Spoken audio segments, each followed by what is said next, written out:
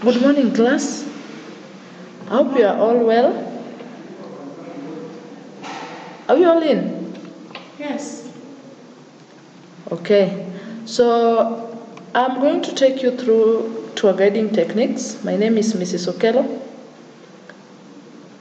Let us look at the definition of terms, even as we tackle the introduction to tour guiding techniques. So we are going to look at different terms. We have tours, tour guide, tour guiding, excursion, trips, itinerary, and any other term that I might not have captured here. So let us begin with defining tours. And we say that a tour is a form of travel from one place to another with multiple features that can be packaged and sold as a single unit.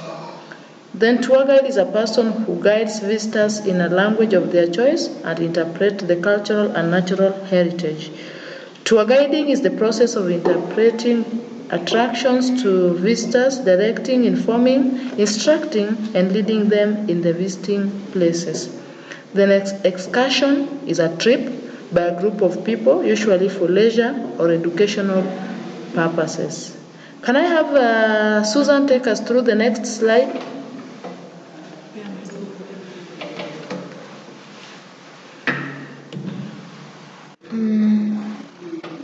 We are talking about the trip. A trip is each time a person goes to a place at least 100 miles away from home and returns. And then the itinerary is a schedule or an arrangement of program or event, and it shows the origin, destination, en route, halting points, and duration of halts along with hotel rooms, transport activity, and miscellaneous services. Yes, that was good. Thank you, Mercy. Now, can I ask you a question? Yes. Someone to tell me the difference between a trip and an excursion. Anyone?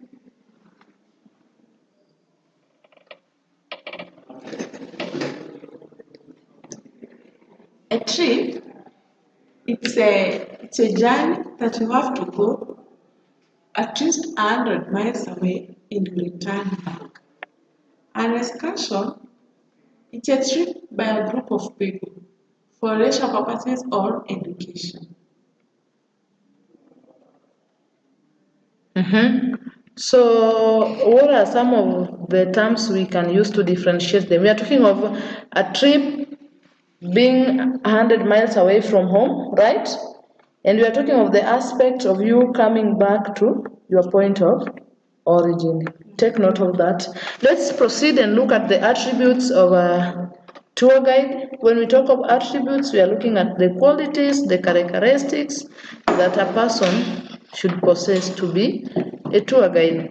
And we are talking of flexibility. This is the ability to be adaptable and patient. As a tour guide, remember you're going to receive guests from different places in the world, and because these are your bosses, they are the owners of the finances that we are using, and they're the ones paying you. You need to be patient with them. They may not be the same. Some may be quick learners, some may be slow learners, some may have different difficulties and capabilities. You have to accommodate all of them. Then decisiveness, we are saying this is the ability to make quick decisions. When you have your guests, you are their leader. And as a leader, you do not lead people to places that you do not know. You do not lead people to places where you have no idea. So you have to be quick in making decisions when anything happens. Then let's look at authenticity. And we're saying that this is being genuine and honest. As a tour guide, you need to be real. You need to be yourself. You need to be trusted. Yeah, our guests do come with their valuables. Yeah, and you need to be entrusted with them so that they do not doubt. They have peace when they are through their tour. Then we're having next quality is problem solving.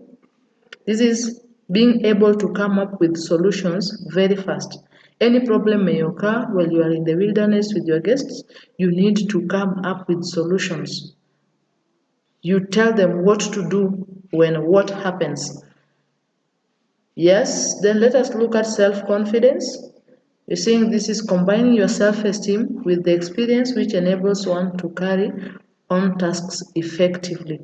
Because you have been a tour guide, of course you've got different experiences under different circumstances.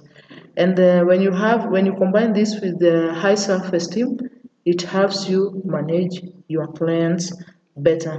Then proactive nature, this means to initiate change and the willingness to assume responsibility for initiating change. Of course, this is your ability to foresee what happens in future, and in case they happen, what are you going to do as the leader or as the tour guide? You need to have them in mind. Then we have knowledgeable. Of course, you need to have a deep knowledge of the history, geography, culture, and the tradition of the area they guide in.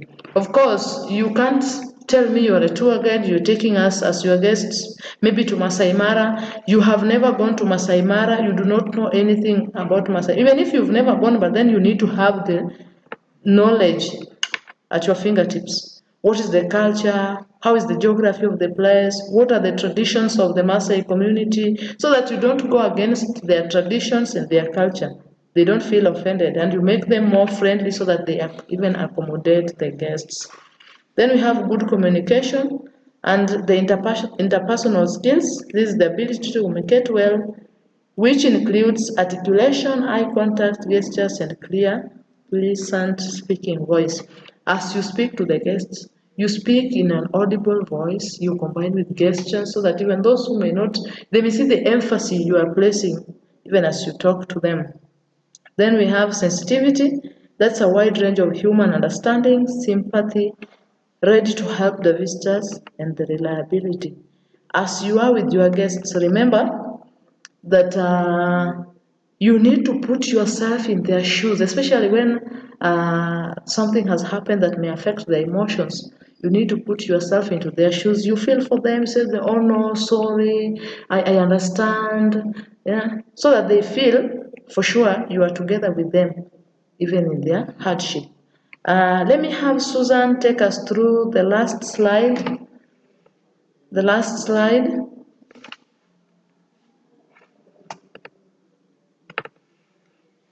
A pleasant professional appearance.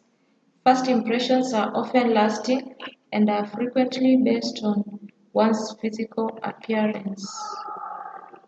Decisiveness. A guide must be able to make quick decisions. Good health.